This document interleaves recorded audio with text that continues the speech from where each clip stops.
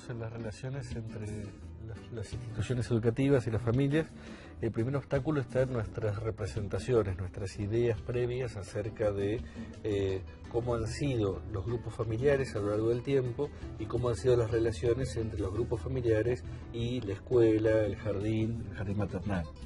Digo que el principal problema está ahí porque a veces tenemos una representación idílica, imaginaria, de lo que fue el pasado de estas dos cuestiones. Por un lado, pensamos que hubo en algún tiempo una familia armónica, con roles claramente diferenciados y donde todo fluía sin ningún tipo de conflictos, y al mismo tiempo pensamos que había una relación de confianza y de intercambio armónico entre familias y escuelas, y que algo de eso se fue deteriorando con el tiempo.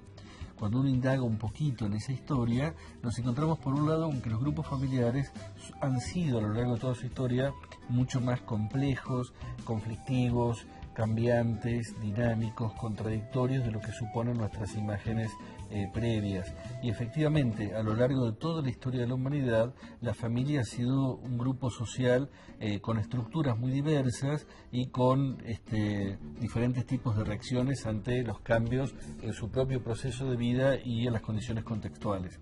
En particular en la Argentina, a lo largo de todo el siglo XIX, las familias han sido impactadas en primer lugar por las guerras, la guerra de independencia, las guerras civiles, y en segundo lugar por los procesos migratorios. Entonces, a lo largo del siglo XIX, las familias eran fuertemente inestables, desordenadas, por fuera de lo que el Estado y la Iglesia podían regular o querían regular en aquel momento. Desde principios del siglo XX ha habido una fuerte presencia del Estado a través del hospital público, la asistencia social y la escuela, presentando un modelo de familia que se difundía a través de los textos escolares, y a veces la imagen que tenemos era la que daban esos textos. Pero también durante el siglo XX hubo muchos cambios en los grupos familiares. La familia dejó de ser una unidad productiva ligada a la producción rural, para pasar a ser una unidad de consumo, mayoritariamente en ámbitos urbanos. La familia dejó de ser un grupo estable, precisamente porque ganaron autonomía los jóvenes y las mujeres frente al poder patriarcal del padre de familia. También en las últimas décadas ha habido una disociación creciente entre sexualidad y procreación. Las relaciones sexuales no necesariamente son para tener hijos, y eso básicamente lo propició la píldora anticonceptiva, la posibilidad de acceder a métodos anticonceptivos que permiten que las familias decidan cuándo quieren tener sus hijos. Y esto implica cambios en la dinámica familiar muy fuertes, que sobre todo después de la última dictadura militar han implicado una enorme visibilización de las diferencias entre los grupos familiares. La diversidad no es un rasgo que existe hoy y no existía 100 años atrás. Lo que existe como novedad es esta reivindicación del derecho a la diversidad que plantea las familias ante los organismos públicos, ante los organismos estatales. Y eso es lo que a veces nos sorprende o nos descoloca como docentes, acostumbrados a familias que se recluían o que guardaban su diversidad en el fondo de las casas.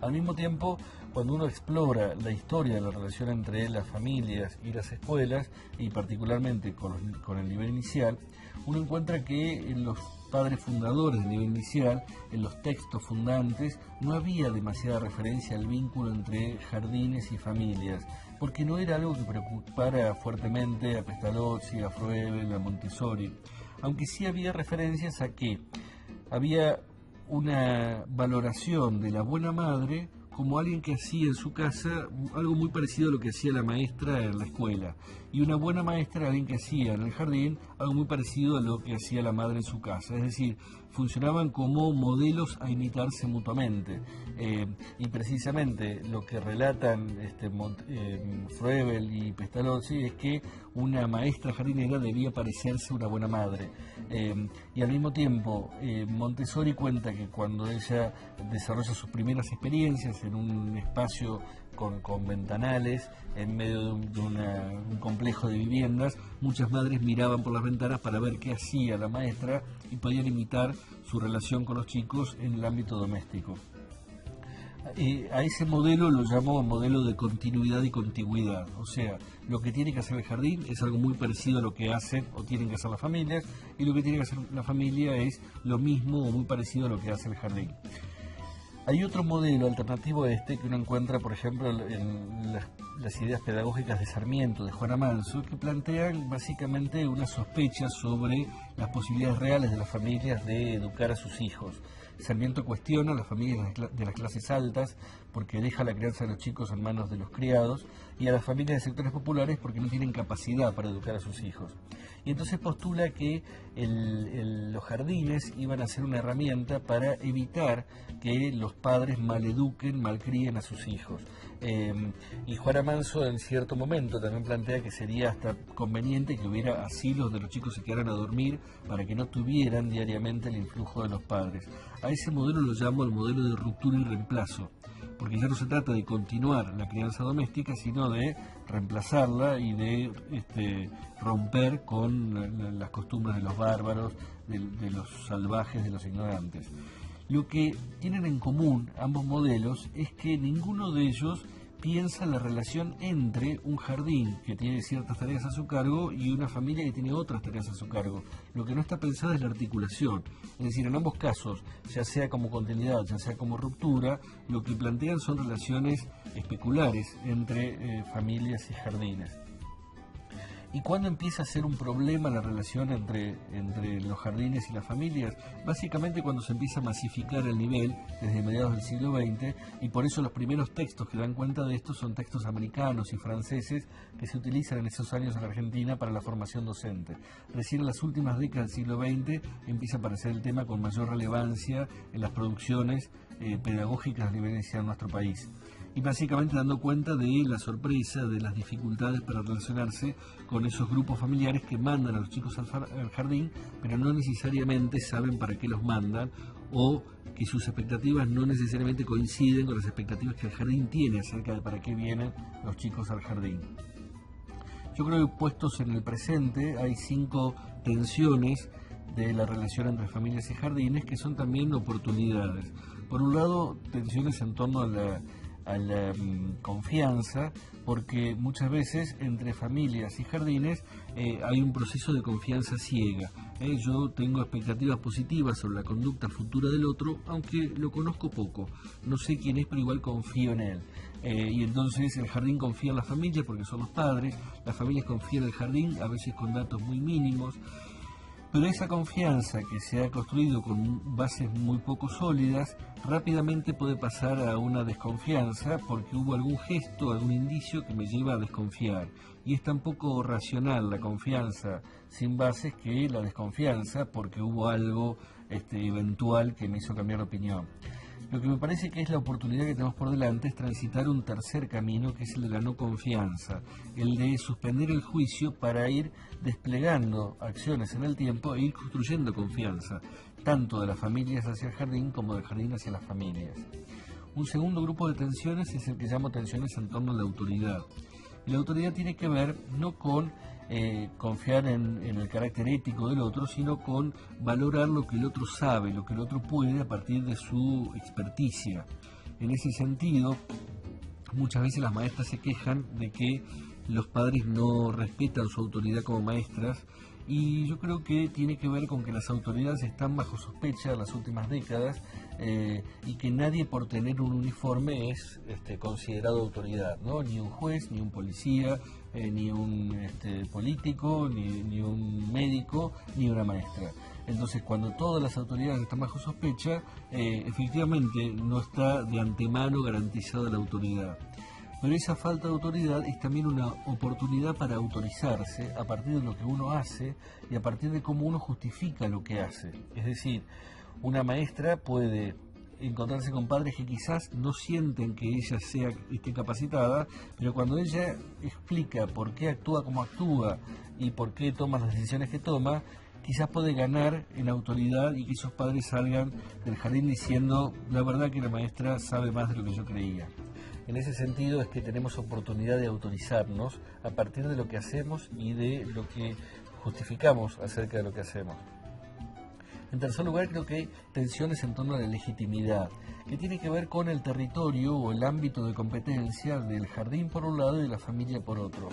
En los modelos que mencionaba antes hay continuidad absoluta, Pero en una sociedad pluralista necesitamos poder entender que hay responsabilidades y derechos diferentes.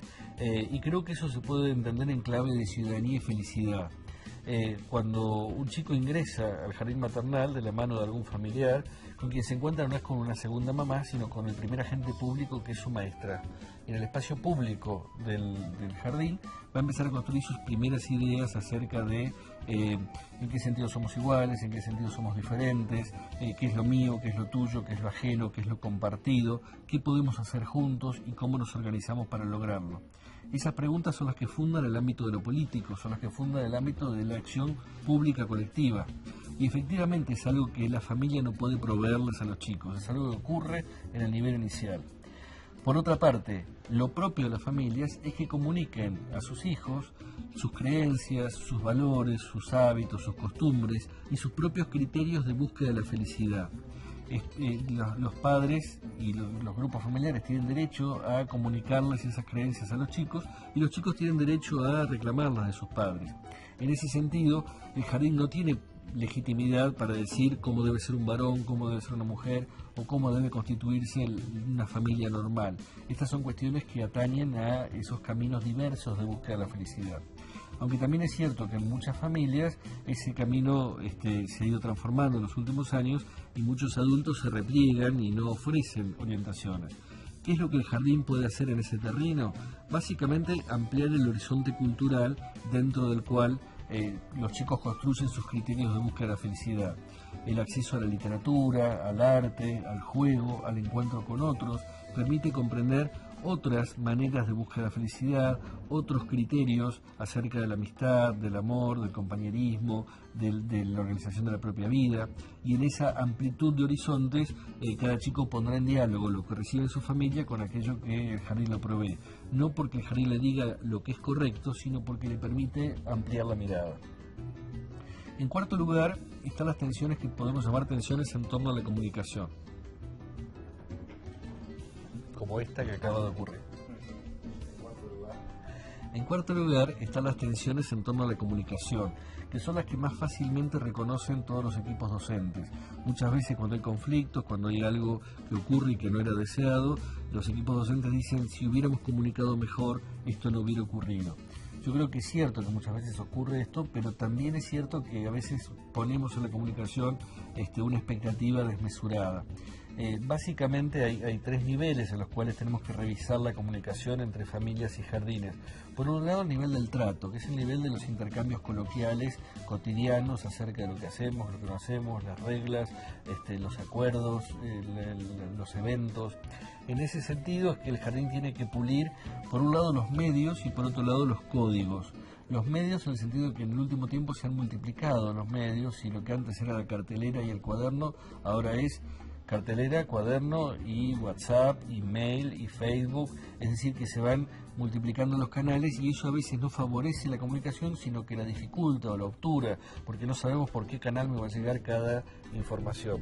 Y por otro lado, el código, en el sentido de que muchas veces las instituciones, como en cualquier ámbito laboral, generan una jerga cerrada que entiendan los que están dentro de la institución. Y usamos palabras raras que para muchos grupos familiares pueden parecer extrañas o no comprensibles. Muchas veces las familias, los jardines se quejan de que las familias no leen los cuadernos y las familias leen pero no entienden lo que los cuadernos comunican. Entonces ahí tenemos que hacer un esfuerzo de comunicar mejor. Hay un segundo nivel de comunicación que es el nivel del contrato, que es el de las expectativas recíprocas acerca de lo que puedo esperar de la otra institución y lo que el otro espera de mí. El nivel del contrato en general se pone en evidencia cuando se rompe, cuando se quiebra, cuando alguien no hace lo que yo esperaba que hiciera y entonces porque me sorprende, porque me descoloca, me desubica, digo, yo hubiera esperado tal otra cosa, ¿no? O sea, se pone de manifiesto qué es lo que esperaba precisamente cuando ocurrió lo contrario. Ese ruido de la comunicación a nivel del contrato es una buena oportunidad para revisar el propio proyecto pedagógico, porque precisamente allí donde hay ruidos, donde tenemos que apuntalar y tenemos que construir criterios comunes y hacer explícito aquello que no queremos que vuelva a ocurrir y que al mismo tiempo pueda anticiparles a otros padres, a otros grupos familiares, qué es lo que el jardín espera de ellos y qué es lo que ellos pueden esperar del jardín. Y en esta línea también pasamos al tercer nivel de comunicación, que es el nivel del sustrato, el nivel del imaginario, de las representaciones, de la ideología, el conjunto de mediaciones entre cada uno de nosotros y el mundo, que está como soporte del contrato y del trato. Cuando nosotros trabajamos en educación, trabajamos para transformar el mundo, para intervenir en la cultura, para que una sociedad que es injusta, exclusora, maltratadora, pase a ser una sociedad justa.